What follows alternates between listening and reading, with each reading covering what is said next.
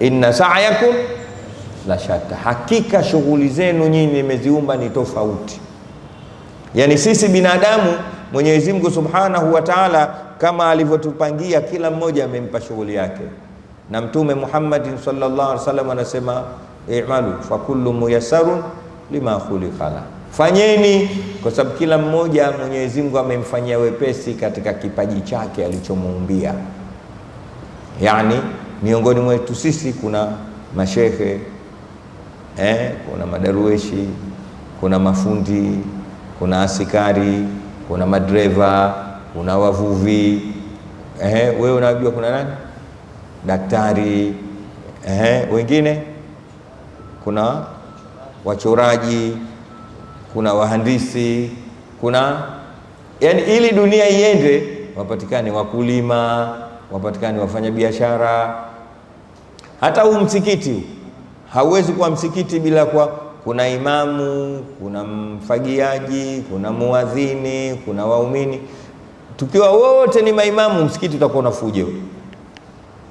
Sote tukiwa kazi yetu ni kufagia, msikiti utakuwa na fujo.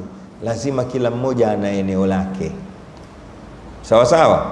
Ndipo pale Imam Ali karramallahu wajha akasema, man alima makanahu faqad naja, mwenye kuijua nafasi yake ameokoka.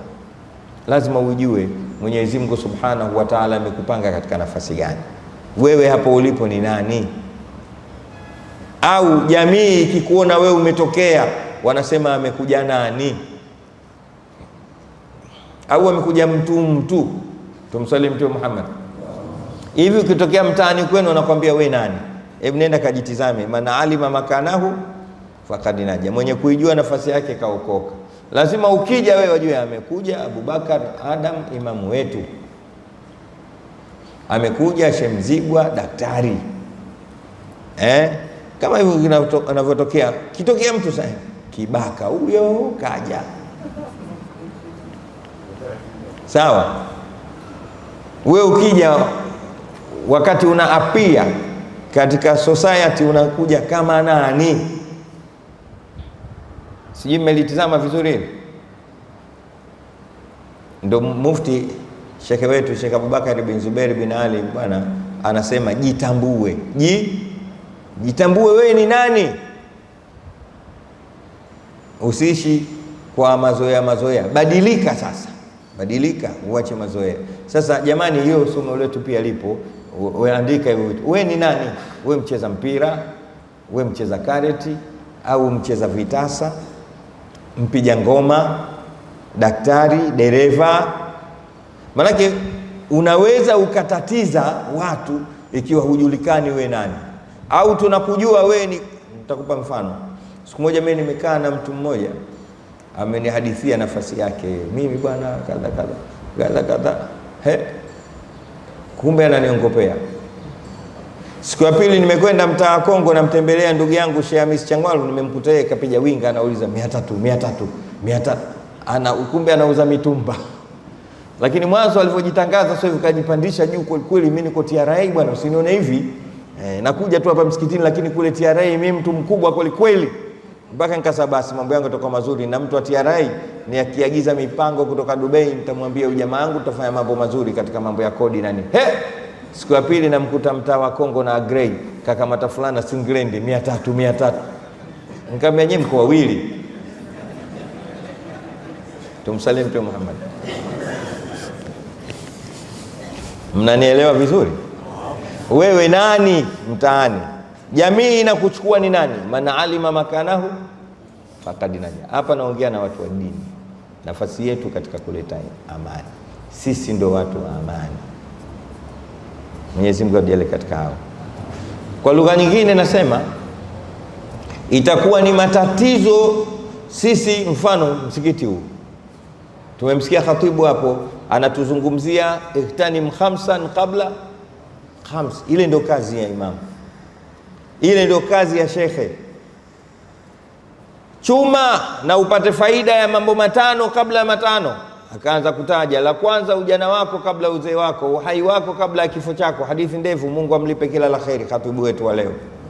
Ndio kazi yetu ile. Amecheza na hadithi za nani? za Mtume Muhammad, akapandisha akaijazia nguvu na aya za nani? Allah subhanahu wa ta'ala. Hiyo ndio kazi ya kiongozi wa dini.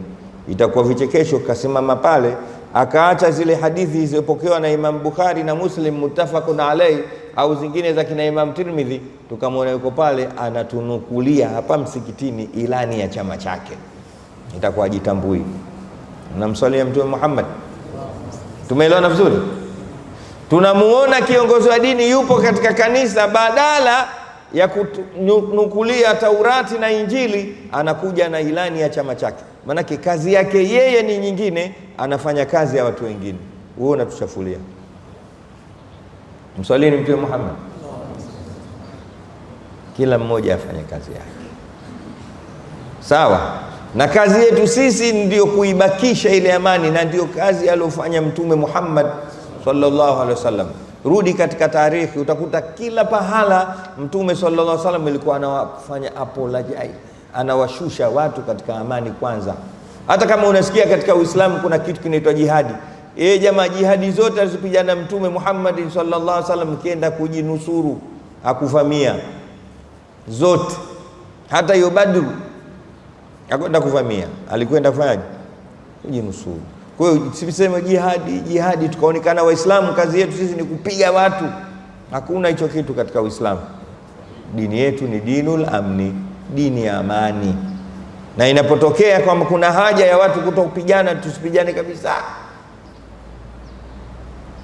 Sawa sawa. Kwa hiyo msikilize Sultanu al-Muhaddithin Sufyanu Thauri, ana maneno yake, anasema hivi: ya ulama al-balad, ya milha, ya ahla al-ilmi, ya milha al-balad. Kaanza hivyo, ya ahla al-ilmi, ya milha al-balad, man yuslihu al-milha idha al-milhu fasad. Enyi watu wa dini, ndio viongozi wa dini, anasema nyinyi ndio chumvi ya miji. Nadhani wote tukitaja chumvi au kwa jina lingine munyu, salt kwa kizungu, inajulikana chumvi. Na kazi ya chumvi inajulikana ni kutengeneza kilichoharibika katika vyakula. Hata samaki yule akishachina, ukimtia chumvi anarudi samaki mzuri, hapati uhai tu, lakini anarudi samaki, itabadilika jina tu, ataitwa ngonda, na huyu anakuwa mtamu zaidi kuliko yule mwingine. Na moja katika vitu vinavyoongeza nguvu ya kiume, jamani, kuleni sana ngonda. Sasa Mtume Muhammad nauza sasa. Ndo kazi yetu, sawa? Pendelea sana kula ngonda, na siku hizi hawauzwa, ndio maana watu wote hawana heshima majumbani. Mtu anatafuta, nataka wale leo, wewe kale ngonda uone shughuli yake, ulali usiku. Tumeelewana vizuri? Chumvi kazi yake ile. Ya ahla al-ilmi, enyi watu wa elimu, maana yake watu wa dini. Ya milhal balad, nyie ndio chumvi ya miji, ndio chumvi ya nchi hizi. Kisha akauliza kwa kukanusha, wengine wanasema akauliza kwa mshangao, man yuslihu al-milha idha al-milhu fasad, hakuna atakayeitengeneza chumvi pale itakapokuwa chumvi imeharibika. Hakuna atakayetengeneza. Ikiwa chumvi kazi yake kutengeneza kilichoharibika, sasa kile kilichowekwa kwa ajili ya kutengeneza ndio kishaharibika, nani atatengeneza? Hapa anaongea na sisi watu wa dini. Jamani, nyie ndio watu wa amani. Mkiharibika nyie, atakayewatengeneza nani? Maanake ni mshangao, yule anayetarajiwa awe ndio solution, yani ndio awe mtatuzi wa matatizo katika jamii, ikawa yeye mwenyewe ndio tatizo. Dunia imeharibika. Ndio ile hadithi nyingine ya Mtume Muhammad sallallahu alaihi wasallam, isnadul amri ila ghairi ahli. Mtume sallallahu alaihi wasallam siku moja alikaa na maswahaba zake, kwa mfano kama hivi mimi nilivyokaa na nyinyi, amesema, na inasemekana alikuwa anaelezea kiyama. Kaeleza kiyama mpaka watu wakaogopa. Akatokea mmoja katika maswahaba, na wengi wanasema katika watu hadithi alikuwa Abu Dharr Jundub bin Junada radhiyallahu anhu, akamwambia ya Rasulullah, mata saa? Pale akauliza, Kiyama lini? Kwani hicho unachokutuambia tangu umekaa hapa kiyama ndio kesho nini? Umeelewa? Akamuuliza, umejiandaje na hicho kiyama? Sasa mimi sijajiandaa na chochote zaidi ya kukupenda wewe tu. Maki kajichunguza, katizama swala zake, akatizama kila kitu. Alimwambia maneno mawili. Kuna sehemu alimwambia anta ma man ahbabta, lakini kuna sehemu nyingine akamwambia idha usnida al-amru ila ghairi ahlihi fantadhiri saa. Siku utakapoona mambo yametegemezwa kwa wasiokuwa wenyewe, subiri kiyama. Ujue hicho ndio nini? Kiyama. Pale utakapoona tulomkusudia kuwa ndio dereva wa gari, tunamwona anaendesha ndege, anasema hicho ndio kiyama. Sio kiyama kile cha parapanda, kiyama cha vurugu. Maana unajua hapo vurugu zishaanza. Ukiona watu ambao sio mambo yao wanayafanya wao, ujue hapo vurugu zishaanza. Ndio fantadhiri saa. Kiyama hapa sio kile cha parapanda cha suri, kiyama cha fujo na vurugu. Anakuja hapa msikitini mtu ambaye si imamu, hakusoma, lakini tunataka lazima atuswalishe, na akaingia hapa, fantadhiri saa, subiri vurugu. Ndio hizi mnazoona misikiti yote ngumi, hata katika sekta za mipira ngumi, huko katika siasa ngumi. Mtu mmoja aliniuliza, Walidi, mbona fujo zimezidi sana misikitini? Nilikuwa na majawabu mengi ya kumjibu, lakini nikamtizama nikamwona yule ni polisi, nikasema huyu ni mjibu kutokana na alivyo yeye. Tumsalimu Mtume Muhammad. Na hivyo ndivyo alivyokuwa Mtume Muhammad sallallahu alaihi wasallam. Yani ukimuuliza jambo, yeye na sometime anakutizama wewe, alafu anakujibu kwa namna ulivyo. Hata yule siku alimwambia ya Rasulullah ausini, akamwambia la taghdab ausini la, faraddada miraran. Mtume anambia la taghdab. Alikuja ya Rasulullah niusie, akamwambia usikasirike. Unajua kwa nini? Alimtizama na akamjua yule mtu ni jitu la kukasirika kila wakati. Kitu kidogo hata ukimkwa wewe mjinga nini. Wapo watu wa hivyo Kuna mtu wakati wote tempa juu. Nimemwona siku hiyo mtu katoka na jiwe nje anaingia ndani. Nini? Hasa naenda kuua mbu, ananipitia. Ndio kwa jiwe. La taghdab. Msalimu Mtume Muhammad. Tumeelewa na? Wapo mijitu ambayo usinichezee mimi. Huyu anaambiwa wasia wake mkubwa la asiambiwe itakillah we la taghdab. Sasa yule mtu kaniuliza mimi, Walidi, mbona misikitini sasa hivi fujo? Nilipomtizama nikamtizama yule ni polisi tena mstaafu. Nikaambia maana yake hizi fujo. Wewe hapo si askari? Ndio, ni askari. Sisi tumejenga msikiti wetu Chamanzi kwa mfano. Kisha kwa kukujua wewe uliwahi kuwa askari mwandamizi, tunakuingiza katika bodi ya wadhamini. Katika bodi tunakujua, hujui kuswalisha, tunakujua. Hujui kupiga fatha mtu na wewe, tunakujua. Hujui hata kupiga dua wewe, sisi tunakujua. Hujui chochote, lakini kwa ule upolisi wako tunaupa usharafu msikiti wetu sisi ijulikane katika moja ya watu wa board of trustee wa msikiti wetu ni polisi fulani, ni Muislamu. Sasa wewe ukiingia unajisahau kama sisi tumekupa takrima kwa sababu ya upolisi wako, unataka zile saluti ulizokuwa ukipigiwa kule upigiwe msikitini. Tena mtu wa kwanza kupigia imamu. Huo ndo mwanzo wa furugu. Idha usnida al-amru ila ghairi ahlihi fantadhiri saa. Inaeleweka na kuzitumia hizi hadithi kwenu? Naeleweka? Hivyo ndo namna ya kumsoma Mtume Muhammad sallallahu alaihi wasallam. Anasema idha usnida al-amru ila ghairi ahlihi fantadhiri saa. Ni wale polisi wanakuja msikitini, washajijua huku ni msikitini, wao wanafikiri wako Baraka Lindoni, wanataka nyewe wote mkiingia mumpigie saluti, ugomvi unaanza. Wewe ukiingia kumsikitini ijue nafasi yako ni kusema amin baada ya ghairul maghdubi wala dhalin ya imam. Tutakutaka kwenye vikao. Hufai kuswalisha, hufai kutia fatha, hata kukimu mtu wewe. Ikifika wakati wa adhana mwite adhana. Sasa hii ihamishe katika maisha. Leo utakapomwona mtu anavaa juba na kilemba na kusema qala Allahu Ta'ala, kisha anakuja anazungumzia habari ya ilani ya vyama msikitini. Huyu anakosea. Hiyo ni fujo kwa maneno ya Mtume Muhammad sallallahu alaihi wasallam, idha usnida al-amru ila ghairi ahlihi fantadhiri saa. Ninachotaka kukisema, sisi watu wa dini, viongozi wa dini, tuache siasa ifanyike siasa. Kazi yetu sisi ni kuwanasihi, na hata hapo tunapotaka kuongea na serikali tusiiamrishe, tuipe nasaha na tuishauri. Usitokee ukasema fanya hivi serikali mara moja, mimi mtu wa dini, unaharibu. Kwa sababu gani? Serikali zetu hizi, mfano ninasema wazi, nchi yetu ya Tanzania, kipindi hichi tunakwenda katika uchaguzi, lazima tuseme haya. Tunaona mambo yanaharibika wazi wazi, mambo yanaharibika. Tuwashauri wanasiasa wafanye siasa zao kwa utaratibu wa busara na amani.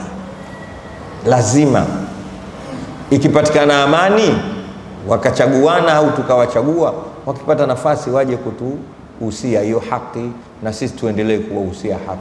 Lakini sisi hatutakiwi kuamrisha walifanya hivi, mahakama ifanye hivi, bunge lifanye hivi. Tuliwachagua si wenyewe. Na mtu akishakaa katika nafasi ile ndio kiongozi. Unapata dhambi wewe kutomtii kiongozi katika kile yasiyokuwa maasi ya Mungu. Atiu Allah wa atiu Rasul wa ulil amri minkum, mtuini Mungu, mtuini mtume, na watuini viongozi katika yasiyokuwa maasi. Kumtii kiongozi katika yasiyokuwa maasi ni wajibu kwa aya hii. Ukimkhalifu unapata dhambi kwa mujibu wa aya hii. Anakuja kiongozi wako anakuambia, jamani, hapa tunatakiwa sisi mtaa wetu huu wa Chamazi tufagieni. Fagia mzee. Ukiacha kufagia umepata dhambi, Mungu anakuandikia dhambi kabla yeye haja kukamata kukupeleka mahakamani. Ndio Uislamu unavyosema hivyo. Nafasi ya kiongozi ya dini, nafasi ya mtu wa dini katika kuleta amani, yeye ndiyo mwenyewe aongee na watu, na sio haya. Na wala haisemwi kwamba huyu sasa kishakula hongo, kishakula rushwa, bali kwa maneno haya kimantiki, yule tunayemuona yeye ni kiongozi ya dini, sasa kaacha kufanya kazi ya dini ya kuwahusia watu amani, anazungumza ilani za vyama vyake huko, huyo ndio kala hongo, huyo ndio kala hongo. Lakini sisi tunafanya kazi ya dini, tangu hapo tunajulikana madarueshi. Kazi zetu ni kazi za wito, ni kazi za Mwenyezi Mungu. Tunajua kila mmoja ana eneo lake, kama vile tunavyosema kila siku. Kuna watu Mwenyezi Mungu Subhanahu wa Ta'ala amewaumba lazima waishi mijini, basi tunatakiwa sisi tubaki mijini. Na kuna watu Mwenyezi Mungu Subhanahu wa Ta'ala amewaumba lazima waishi vijijini.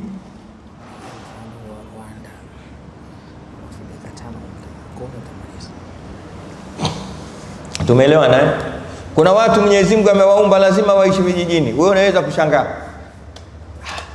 mbona huu nakwenda kama kule kwetu Kisiju kule, utamwona mtu kule hiyo nyumba yake, mitaa yake, unashangaa. Wewe ulizoea kukaa huko mjini.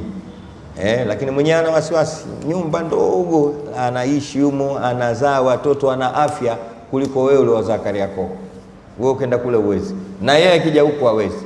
Ule ni mpango wa Allah Subhanahu wa Ta'ala, kama alivyopanga huyu afanye kazi msikitini, huyu afanye kazi katika. Jamani, amani ni kitu cha msingi sana. Mimi katika miaka ya 90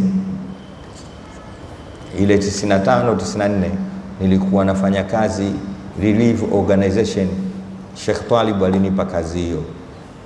Wakati huo alikuwa na nafasi pale.